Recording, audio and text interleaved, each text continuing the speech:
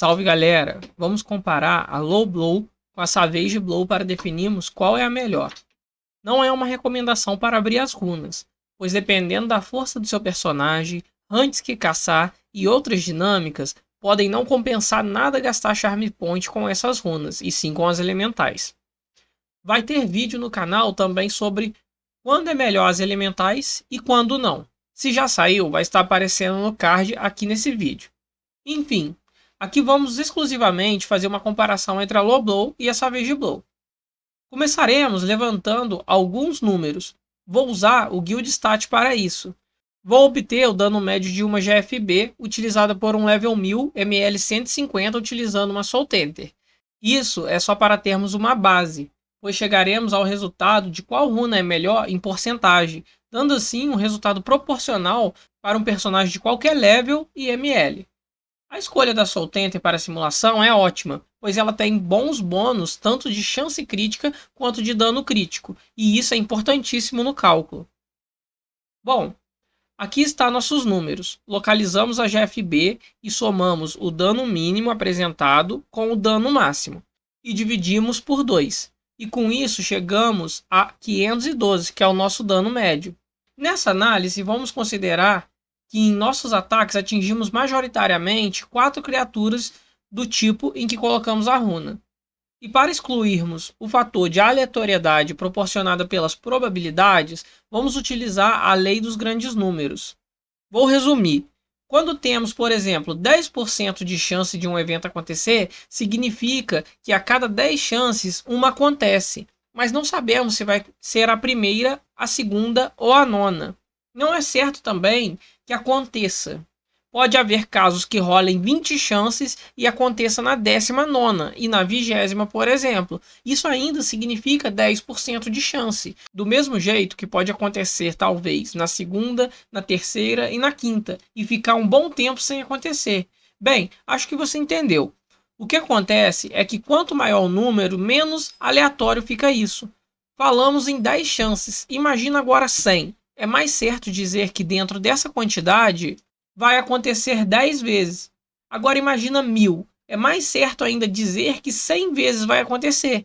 E se houver algum desvio, o erro é mínimo à medida que o número aumenta. Por exemplo, em 1000 chances é esperado que 100 aconteça. E se acontecer 101 vezes, ou 99 vezes por conta da aleatoriedade, não vai afetar nosso estudo em nada. Vai estar muito próximo ao resultado. Agora continue aumentando o número aí na sua cabeça. 1 milhão de chances. O esperado é 100 mil.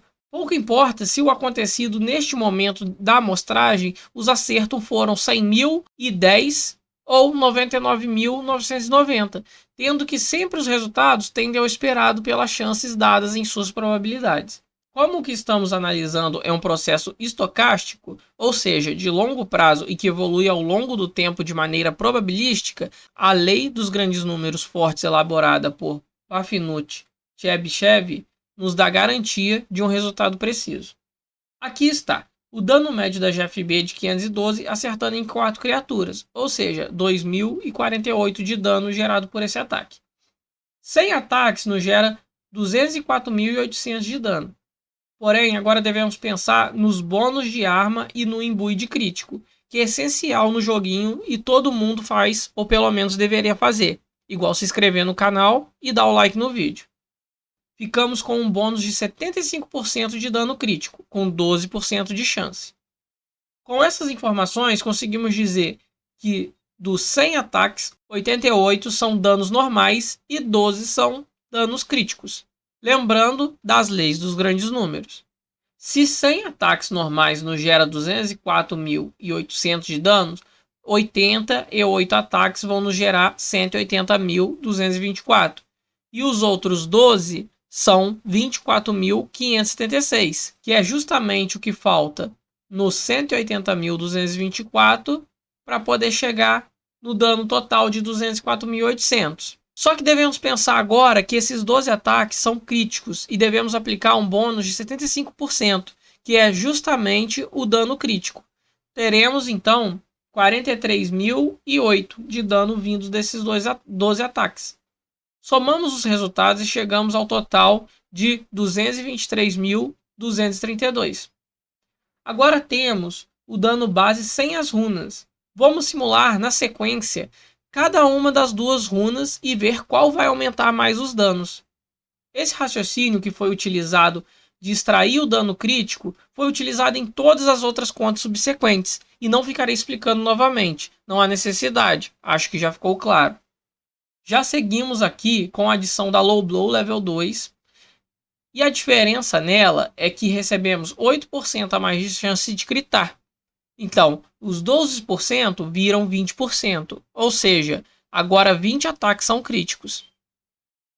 Calculando nessas condições, temos, é claro, um aumento de dano de 223.232 para 235.520. Isso equivale a uma melhoria de 0,5%. E é isso que podemos dizer. Essa runa, nessas condições, traz uma melhoria para o personagem em relação ao dano aplicado na criatura selecionada de 5,5%. Agora vamos ver a Savage Blow. Sabemos que ela não aumenta a nossa chance de critar, e sim o dano crítico, que é adicionado 40%. Ou seja, os ataques críticos voltam a ser 12, porém esses 12, além de ter um bônus de 75% no dano, terá de 115%. Realizando os cálculos, podemos notar que a Savage Blow aumenta o dano do nosso personagem em relação à criatura selecionada em 4,4%, mostrando assim que a Low Blow é melhor que ela em 1,1%. Só de trazer e quantificar o quão mais forte fica seu dano com as runas, já vale um like no vídeo. Mas vou entregar mais, fica vendo. A primeira informação adicional é um cenário onde as runas são upadas para o nível 3. Podemos notar que a Low Blow ficou ainda melhor que a sua concorrente. Mas veja que interessante. Quando analisamos as runas, podemos notar que as proporções de dano crítico aumentada é de 5% para cada 1% de chance crítico no nível 1 e no nível 2. E no nível 3 é de 4% para 1%. Nessas proporções, a Low Blow se permanece melhor. Mas podemos pensar um pouco e entender que quanto maior o dano crítico você tem de outras fontes, menos relevante fica o dano crítico da runa, a Savage Blow. Apenas para entendimento, pensa que sem a runa você tem 80% de dano crítico. Nesse caso, ter a runa representa 50% a mais de dano crítico que você já tem. Se você tiver 160% de dano crítico, por exemplo, a runa representaria apenas 25% a mais. O mesmo vale para a chance de critar. Se o original é 12%, adicionar 8% da runa Low Blow representa um aumento de aproximadamente 70%. Se a chance crítica original fosse 40%, esse aumento seria apenas de 20%. Se você aumentar sua chance de critar de alguma forma, por exemplo, utilizando uma coil, a runa de Low Blow fica menos eficiente. E se você usar a árvore de proficiência para dano crítico da coil, a runa que perde eficiência é a Savage Blow. Isso vale também para a adição de uma gema de dano crítico na roda de habilidade ou de qualquer outra forma que você consiga extrair um dano crítico. Pensando nisso e trazendo para o nosso Rubinote, temos mais fontes modificadoras que o normal. Do que estou falando? Do bônus por ser VIP e bônus do castelo. Cada um deles nos dá 3% de chance de crítico e 3% de dano crítico. Primeiro repetir os cálculos apenas com o bônus VIP. E veja como a diferença caiu para apenas 0,38%.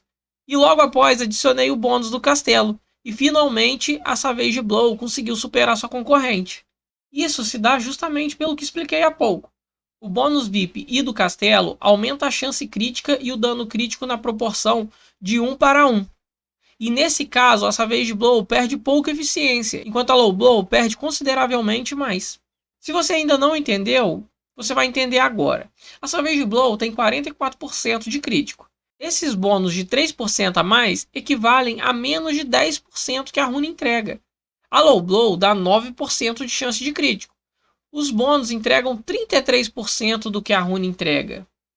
Partindo da premissa que você é VIP, podemos simplificar tudo dizendo: na semana em que vencer o castelo, Savage Blow é melhor. E na semana que ganhar o castelo, Low Blow é melhor.